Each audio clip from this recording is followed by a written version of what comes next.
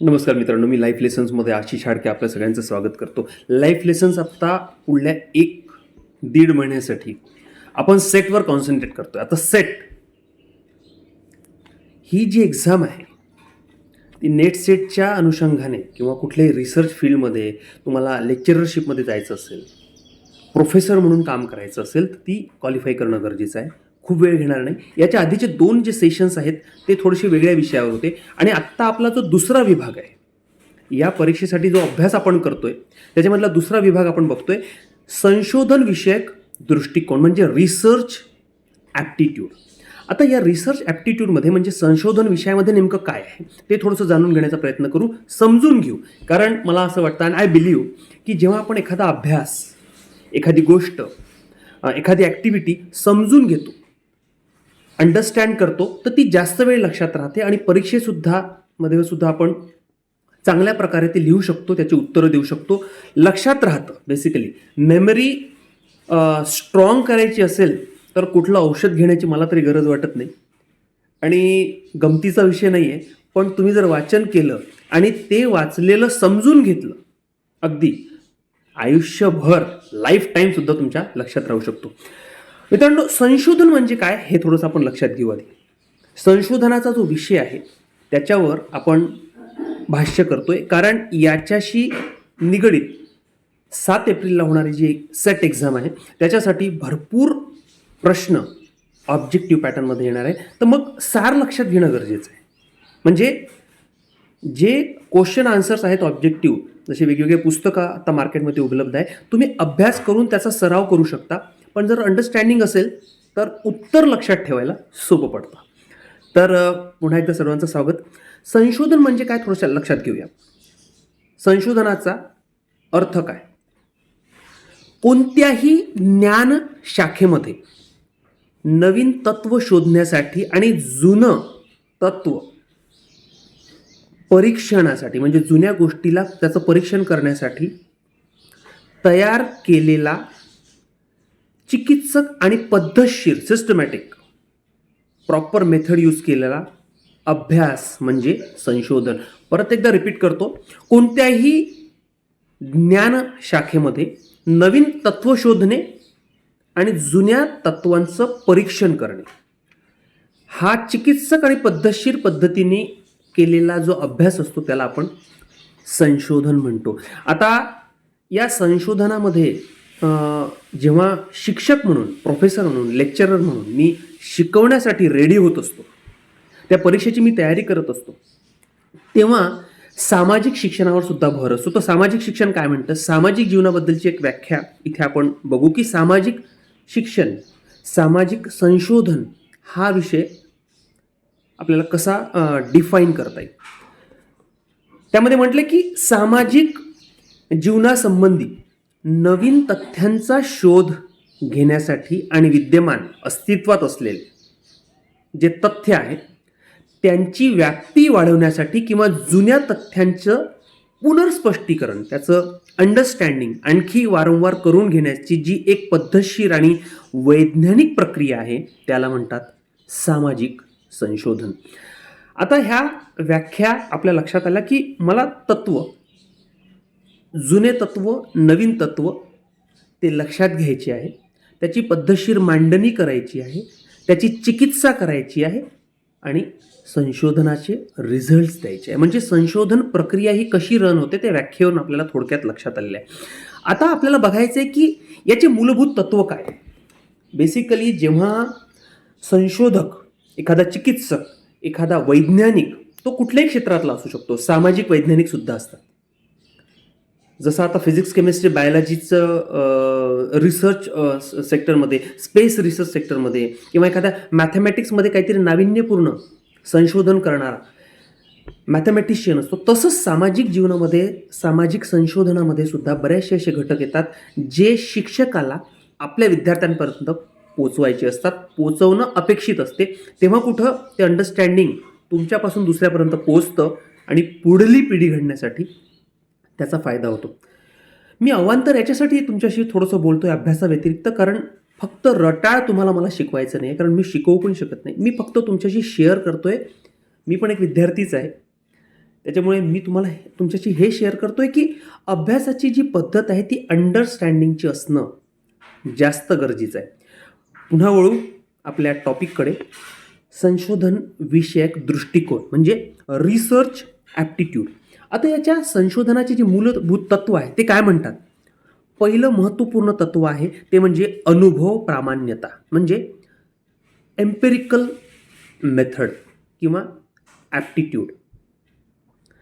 Empirical म्हणजे किंवा अनुभव ज्याला म्हणतात, म्हणजे एक्सपिरियन्स मेथड जी असते त्याच्यामध्ये काय म्हटलं आहे त्यांनी की ज्ञानेंद्रियांच्या साहाय्याने ज्ञान आणि अनुभव आपण घेत असतो. ज्ञानेंद्रिय डोळे, कान, नाक, जीभ आणि स्किन, त्वचा, हे आपले 5 ज्ञानेंद्रिय आहेत. आता या ज्ञानेंद्रियापासून आपल्याला जे ज्ञान, नॉलेज, माहिती मिळते, आपण त्यांच्या माध्यमातून तो अनुभव घेतो. तो अनुभव आपल्याला संपादन करता येतो. पण इंद्रियांद्वारे मिळणारे सर्वच अनुभव खरे असतात असं नाही. त्याची सत्यता पडताळून पाहणं तेवढंच गरजेचं आहे. त्याच्यामुळे आपल्याला जोडीला काय दिलं आहे त्यांनी?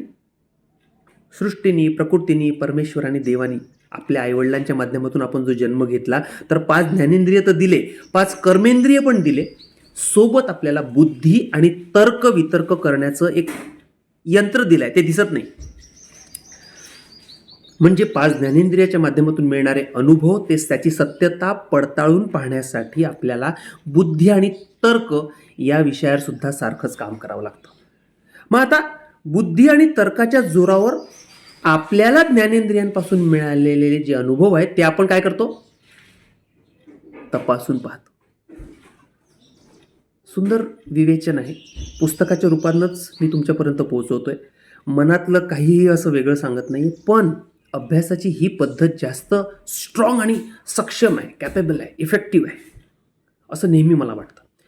5 ज्ञानेंद्रिय, त्या ज्ञानेंद्रियापासून मिळालेला अनुभव आणि तो अनुभव जो आहे त्याची सत्यता पडताळून पाहण्यासाठी, त्याची तपासणी करण्यासाठी आपल्याकडे असलेली बुद्धी, तर्क आपण यूज करतो, लावतो आणि त्यापासून मग आपण निष्कर्ष काढत असतो. आता हे जर तुम्ही तुमचे तर्क बुद्धीच्या माध्यमातून पुन्हा पुन्हा जर या गोष्टी तुम्हाला आलेले अनुभव जर पडताळून बघितले तर त्या अनुभवाला किंवा त्या तत्वाला अनुभव प्रामाण्यता म्हणजे एम्पेरिकल दृष्टिकोन किंवा ॲप्टिट्यूड आपल्याला म्हणता येईल. पुढला संशोधनाच्या मूलभूत तत्व पुढला 2nd नंबरचं तत्व आहे वस्तुनिष्ठता म्हणजे ऑब्जेक्टिव्हिटी, प्रॅक्टिकलिटी. याच्यामध्ये म्हणतात की एखादी वस्तू किंवा घटना जशी घडते किंवा घडत असेल तशीच समजून घेणे, तशीच ती प्रतिपादन करणे म्हणजे ॲक्च्युली वस्तुनिष्ठता. जशी कळली तशी वळली आणि हे जर आपण करू शकलो तर त्याची प्रॅक्टिकलिटी किंवा ऑब्जेक्टिव्हिटी आपण विद्यार्थ्यांपर्यंत पोहोचवतो संशोधनाची, किंवा स्वतः प्रत ती ग्राह्य धरण्यासाठी ती तेवढी स्ट्रॉंग बनते, इफेक्टिव्ह बनते.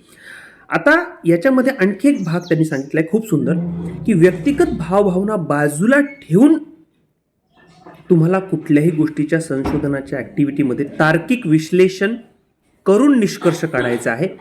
म्हणजे वस्तुनिष्ठतेमध्ये किंवा प्रॅक्टिकल गोष्टींमध्ये ऑब्जेक्टिव्हिटी जिथे आपण म्हणतो तिथे भावनांना थारा नसतो. भावभावनांना बाजूला ठेवून वास्तविकतेवर भर देऊन जो तर्क आपण लावतो किंवा त्या तर्काच्या अनुषंगाने निष्कर्ष काढतो तो आपण वस्तुनिष्ठ ते मूलभूत तत्व आपण तिथे मिळवत असतो, ग्राह्य धरतो. हे 2nd. 3रं महत्त्वाचं मूलभूत तत्व आहे नैतिक तटस्थता म्हणजे इथिकल न्यूट्रलिटी. इथिकल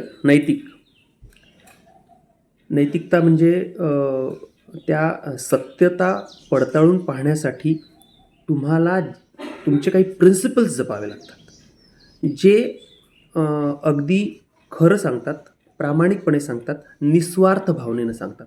मग नैतिक तटस्थता या मूलभूत तत्वामध्ये काय म्हटलंय, की संशोधन करताना सत्यनिष्ठ आणि तत्वनिष्ठ, स्वतःशी प्रामाणिक अशा वृत्तीनं अध्ययन करणं अपेक्षित आहे. ते करावं लागतं तसंच त्या पद्धतीने. आणि त्याच्यामध्ये दोन गोष्टी येतात. एकतर तुमची परिस्थिती, घटना, प्रसंग ज्याला आपण म्हणतो, म्हणजे घटना आणि प्रसंगाचं निर्विकार दृष्टीने जर तुम्ही पृथक्करण करून सत्य शोधन केलं तर हे जे नैतिक तटस्थता किंवा इथिकल न्यूट्रॅलिटी हे तत्व तुम्ही तिथे यूज करताय संशोधनामध्ये, म्हणजे हे अपेक्षित आहे. संशोधन प्रक्रिया सक्सेसफुल्ली, यशस्वीरित्या कंप्लीट करायची असेल, त्याच्यापासून जे निष्कर्ष, रिझल्ट्स आपल्याला द्यायचे आहे, पोचवायचे आहे, ते जर अगदी प्रॉपर वेमध्ये तुम्हाला करायचं असेल तर मला असं वाटतं की नैतिक तटस्थता हा भाग, हे संशोधन तत्व फार महत्त्वाचं आहे. चौथं महत्त्वाचं तत्व आहे सामान्यीकरण, जनरलायझेशन. आता सामान्यीकरण म्हणजे काय? एखादी घटना किंवा घटकाच्या मूळ कारणामध्ये परस्पर विसंगत व असंबद्धता असू शकते, म्हणजे विसंगतता असू शकते, वेगवेगळी असू शकतात. एखादी घटना वेगळी, दुसरी घटना वेगळी, त्याच्यामध्ये सिमिलॅरिटी कदाचित असणार नाही, पण सिमिलर काय असू शकतं? सामान्यीकरण. आपण मूलभूत तत्व चौथं जे आहे आपलं सामान्यीकरण, जनरलायझेशन, काय असू शकतं? अशा घटनांच्या कारणामधील साम्य अथवा सुसंगती शोधून काढणे व घटकांच्या परस्पर संबंधाविषयीचे प्रतिपादन निश्चित स्वरूपात करणे याला सामान्यीकरण म्हणजे जनरलायझेशन म्हणतात. म्हणजे जसं मी म्हटलं की दोन घटना वेगवेगळ्या असू शकतात एकाच वेळी झालेल्या. आता तुम्हाला त्या दोन्ही घटनांवर संशोधन करायचं आहे, पण त्यातले कॉमन जे टॉपिक्स आहेत, कॉमन जे विषय आहेत, त्याचा शोध घेणे आणि त्याची नोंद करून घेणे, म्हणजे जेव्हा एखादी दुसरी घटना तुम्ही बघता किंवा त्याच्यावर संशोधन किंवा त्याच्यावर तुमची चिकित्सा करता, तर ती घटना आणि आत्ता घडलेली घटना, म्हणजे दोन वेगवेगळ्या घटनांमध्ये साम्य कुठल्या कुठल्या मुद्द्यांमध्ये आहे हे तुम्ही तिथे सामान्यीकरण प्रोसेसमध्ये या संशोधनाच्या प्रक्रियेमध्ये करू शकता. म्हणजे आपण जे मूलभूत तत्व संशोधनाचे बघतोय त्याच्यामध्ये महत्त्वाचं, मी परत एकदा रिपीट करतो वाटल्यास, अनुभव प्रामाण्यता म्हणजे एम्पेरिकल, वस्तुनिष्ठता प्रॅक्टिकलिटी किंवा ऑब्जेक्टिव्हिटी, नैतिक तटस्थता म्हणजे इथिकल न्यूट्रॅलिटी, आणि आत्ता आपण ज्याच्यावर बोलतोय सामान्यीकरण, जनरलायझेशन. तर हे 4 मूलभूत तत्व आपण बघितले. 5वं मूलभूत तत्व व्यवस्थीकरण. सत्यता पडताळून पाहण्यासाठी तुम्हाला तुमचे काही प्रिन्सिपल्स जपावे लागतात, जे अगदी खरं सांगतात, प्रामाणिकपणे सांगतात, निस्वार्थ भावनेनं सांगतात. मग नैतिक तटस्थता या मूलभूत तत्वामध्ये काय म्हटलंय, की संशोधन करताना सत्यनिष्ठ आणि तत्वनिष्ठ, स्वतःशी प्रामाणिक अशा वृत्तीनं अध्ययन करणं अपेक्षित आहे. ते करावं लागतं तसंच त्या पद्धतीने. आणि त्याच्यामध्ये दोन गोष्टी येतात. एकतर तुमची परिस्थिती, घटना, प्रसंग ज्याला आपण म्हणतो, म्हणजे घटना आणि प्रसंगाचं निर्विकार दृष्टीने जर तुम्ही पृथक्करण करून सत्य शोधन केलं तर हे जे नैतिक तटस्थता किंवा इथिकल न्यूट्रॅलिटी हे तत्व तुम्ही तिथे यूज करताय संशोधनामध्ये, म्हणजे हे अपेक्षित आहे. संशोधन प्रक्रिया सक्सेसफुल्ली, यशस्वीरित्या कंप्लीट करायची असेल, त्याच्यापासून जे निष्कर्ष, रिझल्ट्स आपल्याला द्यायचे आहे, पोचवायचे आहे, ते जर अगदी प्रॉपर वेमध्ये तुम्हाला करायचं असेल तर मला असं वाटतं की नैतिक तटस्थता हा भाग, हे संशोधन तत्व फार महत्त्वाचं आहे. चौथं महत्त्वाचं तत्व आहे सामान्यीकरण, जनरलायझेशन. आता सामान्यीकरण म्हणजे काय? एखादी घटना किंवा घटकाच्या मूळ कारणामध्ये परस्पर विसंगत व असंबद्धता असू शकते, म्हणजे विसंगतता असू शकते, वेगवेगळी असू शकतात. एखादी घटना वेगळी, दुसरी घटना वेगळी, त्याच्यामध्ये सिमिलॅरिटी कदाचित असणार नाही, पण सिमिलर काय असू शकतं? सामान्यीकरण. आपण मूलभूत तत्व चौथं जे आहे आपलं सामान्यीकरण, जनरलायझेशन, काय असू शकतं?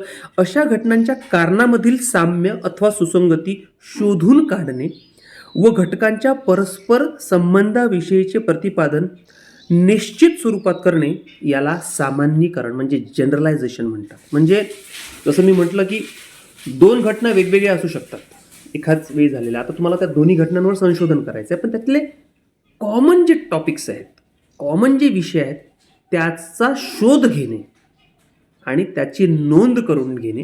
म्हणजे जेव्हा एखादी दुसरी घटना तुम्ही बघता किंवा त्याच्यावर संशोधन किंवा त्याच्यावर तुमची चिकित्सा करता, तर ती घटना आणि आत्ता घडलेली घटना म्हणजे दोन वेगवेगळ्या घटनांमध्ये साम्य कुठल्या कुठल्या मुद्द्यांमध्ये आहे हे तुम्ही तिथे सामान्यीकरण प्रोसेसमध्ये या संशोधनाच्या प्रक्रियेमध्ये करू शकता. म्हणजे आपण जे मूलभूत तत्व संशोधनाचे बघतोय त्याच्यामध्ये महत्त्वाचं, मी परत एकदा रिपीट करतो वाटल्यास, अनुभव प्रामाण्यता म्हणजे एम्पेरिकल, वस्तुनिष्ठता प्रॅक्टिकलिटी किंवा ऑब्जेक्टिव्हिटी, नैतिक तटस्थता म्हणजे इथिकल न्यूट्रलिटी, आणि आत्ता आपण ज्याच्यावर बोलतोय सामान्यीकरण जनरलायझेशन. तर हे 4 मूलभूत तत्व आपण बघितले. 5वं मूलभूत तत्व व्यवस्थीकरण, सिस्टमॅटिकनेस. आता व्यवस्थीकरण किंवा सिस्टमॅटिकनेस याच्यामध्ये काय म्हटलं आहे की संशोधनातून मिळालेल्या माहितीचे सुसंगतरित्या अगदी स्टेप बाय स्टेप सिक्वेन्समध्ये व्यवस्थित नियोजन करून, प्लॅनिंग करून व्यवस्थीकरण करणं, ते करावं लागतं. आणि ती जी माहिती तुम्हाला मिळते त्याचं वर्गीकरण करून, त्याला बायफर्केट करून पद्धतशीरपणे अगदी सिस्टमॅटिक वेमध्ये त्याची मांडणी जर आपण केली तर सिद्धांत सोपे होतात. ते सिद्ध करण्याची पद्धत जी आपण वापरतो ती सोपी होते, इझी होते आणि अंडरस्टँडेबल म्हणजे समजायला सुद्धा सोपी जाते. त्याच्यामुळे व्यवस्थीकरण किंवा सिस्टमॅटिकनेस हा विषयसुद्धा तेवढाच महत्त्वाचा आहे, ज्याच्यामध्ये आपल्याला पद्धतशीर मांडणी करून मिळालेल्या माहितीचं वर्गीकरण करणं अपेक्षित आहे. 6वा मुद्दा किंवा 6वं मूलभूत तत्व संशोधनाचं काय म्हणतं की संभवनीय भविष्यकथन, प्रेडिक्शन्स, फ्युचर ॲस्पेक्ट्स. तुम्ही काय प्रेडिक्ट करू शकता की मी या गोष्टीवर संशोधन करतोय, याचे फ्युचरमधले आउटकम्स काय येणार आहे याच्याबद्दलचा थोडासा एक आढावा, संभवता काय आहे त्याची, हे लक्षात आपण त्याच्यामध्ये घेत असतो. त्याच्यावर असं म्हटलं की पूर्वानुभवावरून अंदाज व्यक्त करणे म्हणजे भविष्य कथन होय. माझा एखादा पास्टचा जो अनुभव आहे त्याच्यानुसार एखादी घटना फ्युचरमध्ये घडणार आहे, त्याबद्दल जे माझा अनुभव असतो तो मी तिथे सांगतो की असं कदाचित भविष्यात सुद्धा होऊ शकतं, कारण माझा तो पास्टचा एक्सपिरियन्स आहे.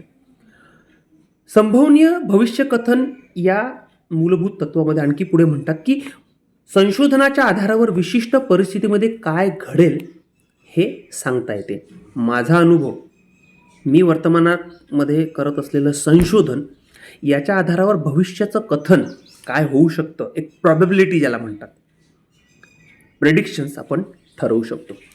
पण तसे होईलच. आता याच्यामध्ये एक किंतु परंतु मध्ये येणं संशोधनामध्ये थोडंसं आवश्यक असतं, कारण तुम्हाला डाऊट असल्याशिवाय संशोधन पूर्णत्वास जाऊच शकत नाही.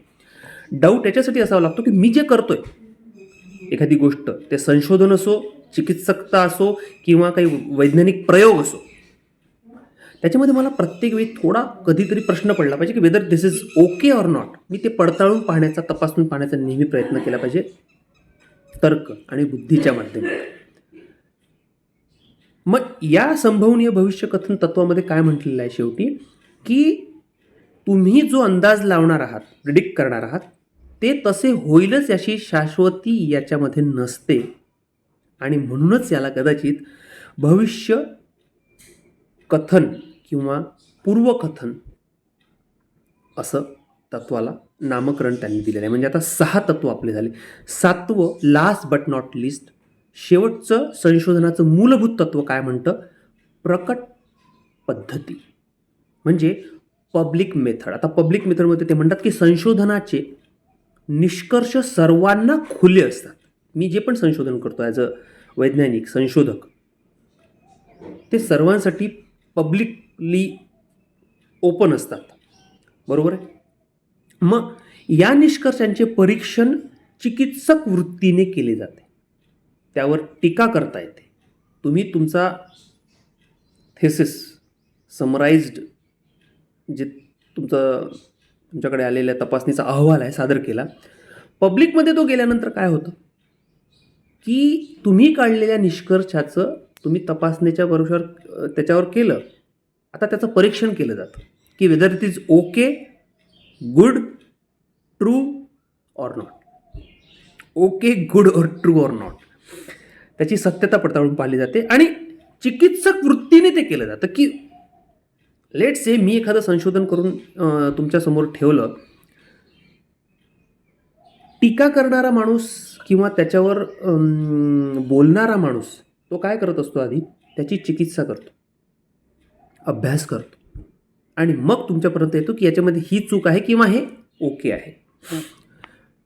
त्याच्यामुळे त्याच्यावर टीका करता येतात. ही गोष्ट आपल्याला लक्षात ठेवावी लागेल. कारण जेव्हा आता आपण हा अभ्यासाचा विषय मी तुम्हाला समजून जरी सांगत असलो ही खूप गहन गोष्ट आहे, पण परीक्षेमध्ये येणारे प्रश्नसुद्धा याच्यावरच आधारित आहे. त्याच्यामुळे लक्षात असलं पाहिजे की माझ्या संशोधनाला कोण टीका करतं, कोण चिकित्सा करतं, कोण अभ्यास करतं आणि त्याचे प्रतिउत्तरं किंवा त्याचे रिझल्ट माझ्या संशोधनानंतरचे जे आहे निष्कर्षावरचं परीक्षण कसं असू शकतं, त्याच्यावर सुद्धा जे प्रश्न येतात त्याचे उत्तरं लिहिण्यासाठी याचं अंडरस्टँडिंग असणं फार गरजेचं आहे. त्यामुळे निष्कर्षावर टीका करणे, त्याच्या चुका दाखवणे, चिकित्सक वृत्तीने, अभ्यासक वृत्तीने पुन्हा ते पडताळून पाहण्यासाठी परीक्षण करणे, यासोबतच अभ्यास पद्धती आणि एखाद्याने वापरलेलं तंत्र त्या संशोधनासाठी त्याच्यामध्ये सुद्धा सुधारणा होऊ शकते. याचा खूप सकारात्मक भाग आपल्याला बघायला पाहिजे. मी केलेलं संशोधन काळ्या दगडावरची पांढरी रेष आहे, सूर्यप्रकाशा इतकं सत्य आहे असं तुम्ही म्हणू शकत नाही. कारण संशोधनामध्ये अपडेशन आणि अपग्रेडेशन नेहमी होत राहतं. त्याच्यामुळे त्याच्यावर टीका होत आहे, त्यातल्या चुका दाखवल्या जात आहेत किंवा त्या अभ्यास पद्धतीवर त्या तंत्रावर आणखी सुधारणा होऊ शकते असा एखादी पद्धत डेव्हलप होत आहे, होऊ शकते. हे संभाव्य या गोष्टी आपल्याला लक्षात घ्यायला पाहिजे आपल्या पब्लिक मेथडमध्ये. कारण प्रकट पद्धती ही तशीच आहे. आणि म्हणूनच शेवटी त्यांनी काय म्हटलंय की एका संशोधनाच्या निष्कर्षामधून दुसऱ्या संशोधनाला सुरुवात होऊ शकते.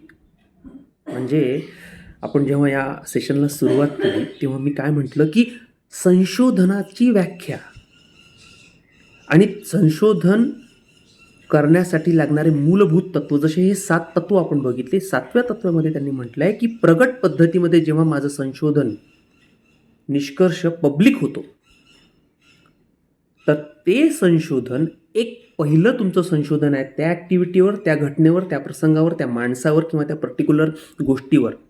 पण त्या तुमच्या संशोधनामुळे त्याच्या पुढल्या संशोधनाला सुद्धा वाव मिळतो, दुसऱ्या नवीन संशोधनाला सुरुवात होऊ शकते. ही खूप मोठी जमेची बाजू आहे आणि ती आपण लक्षात ठेवली पाहिजे. मित्रांनो, या सेशनमध्ये संशोधनाविषयक जो दृष्टिकोन आहे म्हणजे रिसर्च ॲप्टिट्यूड ज्याला म्हणतो आपण, त्याचे हे काही मूलभूत तत्व आणि व्याख्या जाणून घेण्याचा आपण प्रयत्न केला. पुढल्या सेशनमध्ये लगेच आपण भेटणार आहोत आणि एक नवीन याच्याशी संबंधित आपण टॉपिक छेडणार आहोत, अभ्यास करणार आहोत, जाणून घेणार आहोत, चर्चा, परिसंवाद आणि संवाद साधणार आहोत. तोपर्यंत अभ्यास करत राहा, हसत राहा, मजेत राहा, संशोधन करत राहा. कशावर ते तुम्ही ठरवा.